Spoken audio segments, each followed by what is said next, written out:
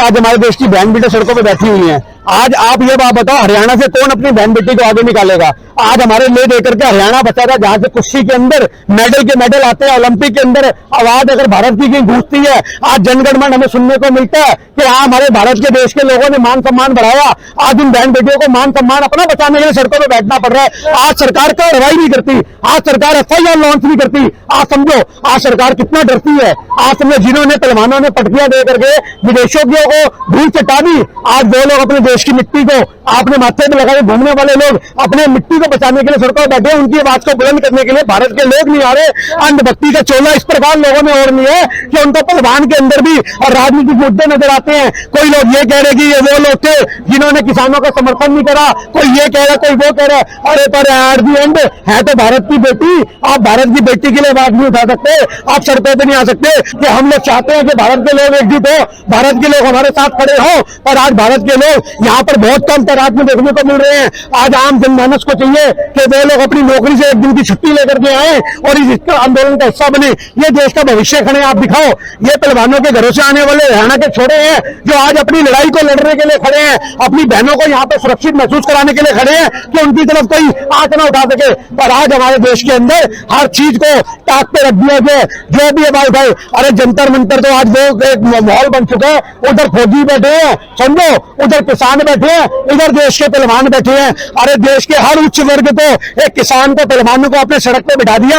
और आप बात कर रहे हो मोदी सरकार, आपसे एक FIR नहीं होती, अपने मंत्री सुरक्षित करते फिरते हो। आज भाजपा के अंदर हर आदमी को लाइसेंस मिल जाता है बहन बेटियों की इज्जत से खेलने का।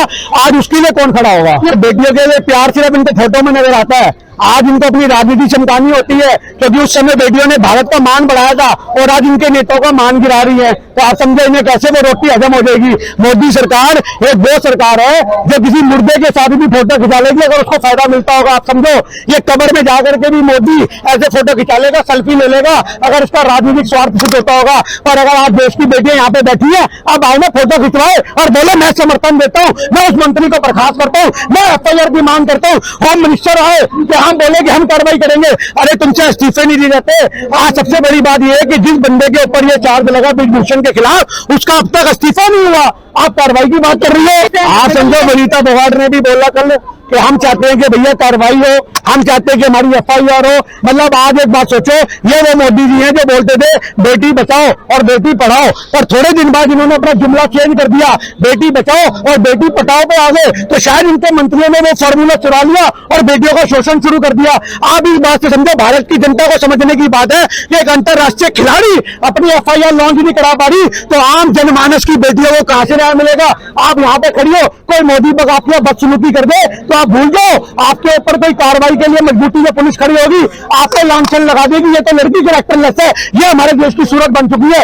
और आज हमारे देश की पहलवानों की आवाज अगर कोई बुलंद कर रहा है तो वो भारत का हक नागरिक कर रहे हैं। गिन्नी सानी यहाँ पे खड़े हैं और हम हर दिन आएंगे, नित्य दिन आएंगे। और आज भी हम 10 लोगों के साथ आए हैं, कल 20 के लिए आएंगे, कल 30 के लिए आएंगे। अपने गली मोहल्लों के अंदर लोगों को चाहिए, खाप पंचायतों वालों को चाहिए। आज हमारे देश के अंदर खाप पंचायतें बहुत मजबूत है। राकेश टिकैत को अगर समर्थन देने वाली कोई थी तो खाप पंचायतें थी जिन्होंने एक तरफा समर्थन दिया था।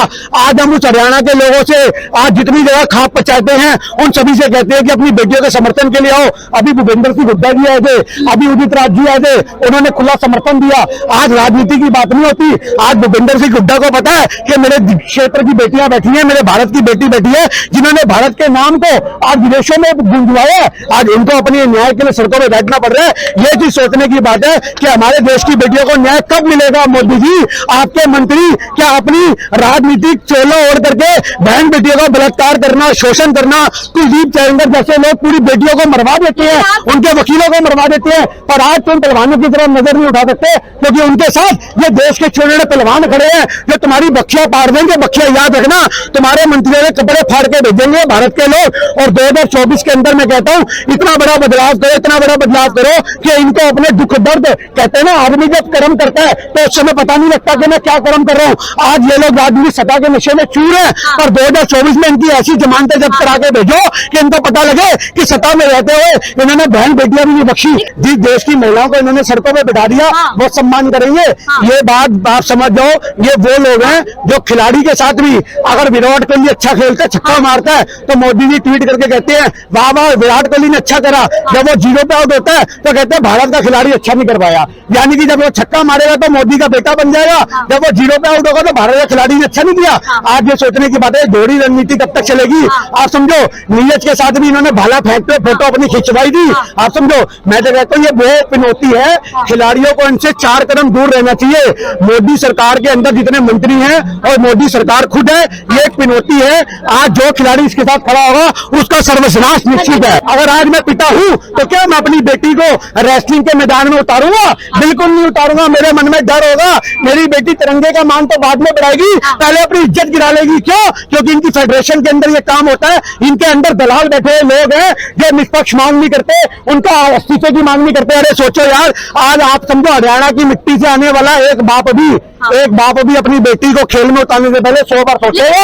100 बार। क्यों? क्योंकि उसको पता है कि हमारी बेटियों का शोषण हो रहा है और उसके बाद सरकार साथ नहीं खड़ी होती। आप मेरी बात समझो, यही तो सिस्टम को इन्होंने डिस्क्लोज किया है। आज इन्होंने सिस्टम को सही मायने में उजागर करा है। ये शोषण आज से नहीं हो रहा, ये शोषण बहुत समय से हो रहा है। आज छिड़ी छिक्का खेलने वाली हो, बैडमिंटन खेलने वाली हो, किसी भी तरह की कोई खिलाड़ी हो, हर महिला खिलाड़ी को आज इन चीजों से गुजरना पड़ता है। पर आज उस चीजों का उजागर अगर हमारी बहन बेटियों ने किया तो उनका लोग समर्थन नहीं कर रहे, लोग उसको राजनीति समझ रहे हैं। आज आप समझो, एक बहन बेटी ने अगर आज उजागर करा है तो ये कितनी बड़ी बात है, ये छोटी बात नहीं है। आज विदेशों के अंदर ये आवाजें गूंज रही है। आज इन बहनों के ट्वीट रीट्वीट विदेशी लोग कर रहे हैं कि देखो भारत के पहलवान सड़कों पे हैं और चोर उचक्के संसद में हैं। आज हमारे देश के अंदर ये माहौल बन चुका है कि अगर आप लोग आवाज उठाओगे तो अगर कोई औरत आवाज उठाएगी तो उसे बच्चलन साबित किया जाएगा, अगर कोई सरदार आवाज उठाएगा उसे खालिस्तानी साबित किया जाएगा। इनके पास हर एक फॉर्मूला है आपकी आवाज को दबाने का। अगर ये आपकी आवाज को दबा नहीं सके तो ये रातों रात आपका ऐसा तबादला कर देंगे कि आप या तो शमशान की लकड़ों में पड़े होगे या कफन ओढ़ के मिट्टी के अंदर फंसे होगे। ये वो सरकार है। आज सोचने की बात है, हमारे देश के अंदर अगर आज पहलवानों की आवाज दब गई तो आप याद रखना, ये कुर्सी नहीं, ये खेल जगत की बहुत बड़ी तौहीन होगी। और आज इनकी आवाज अगर दब गई तो ये आने वाले भविष्य में खेल दफन हो जाएंगे। आज लोग घरों से नहीं निकलेंगे, खेल भावना को नहीं बढ़ाएंगे। हमारे देश का जो खेल है उसको सुरक्षित करना है, बहनों की आवाज को बुलंद करना है। हर आदमी को चाहिए सड़कों पे आए, एक दिन का अवकाश ले, छुट्टी ले, कुछ भी करे, पर इन बहनों के समर्थन में है।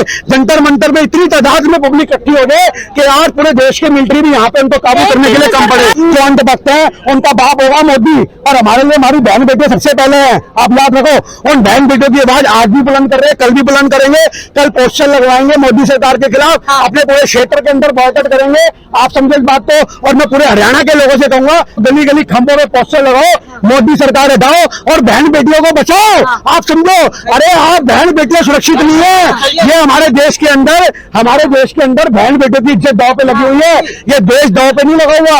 आप समझो, कौन सी बेटी सुरक्षित है? इनके नेता बेटियों से कहते दलाली करो, धंधा करो, कॉल गर्ल बन जाओ, नहीं तो होटल में मरवा दिया वो लड़की को, अंकिता को। आपको पता है ये बात? इन्होंने बहन बेटियों को मानसिक और शारीरिक शोषण देने की, यातना देने की सिर्फ और सिर्फ ठान रखी है। उधर 9 साल के अंदर इनका नेता मंगोलपुरी का, समझो, पूरी बहन बेटी को 10 किलोमीटर सड़क पे घिसेड़ देता है, कोई कार्रवाई नहीं होती। आज एक आम जनमानस की अगर बेटी होगी तो उसको मौत होगी, उसको मौत मिलेगी, उसकी कार्रवाई नहीं होगी। सभी को अपने घर, अपने माँ बाप, अपने परिवार की चिंता रहती है। मेरे भाइयों, बार बार हमारी तरह या इनकी तरह या और यहाँ जंतर मंतर पर बैठे लोग बार बार कोई आवाज नहीं उठाता। आज देश की जो बेटी यहाँ पे बैठी है, उधर किसान आंदोलन कर रहे हैं, उधर मजदूर आंदोलन कर रहे हैं, उधर जवान आंदोलन कर रहे हैं। आज हमारी लड़ाई कैरियर की नहीं है। आप समझे इस बात को। आप कहीं से भी राजनीति जोड़ दो, वो आपकी बात है।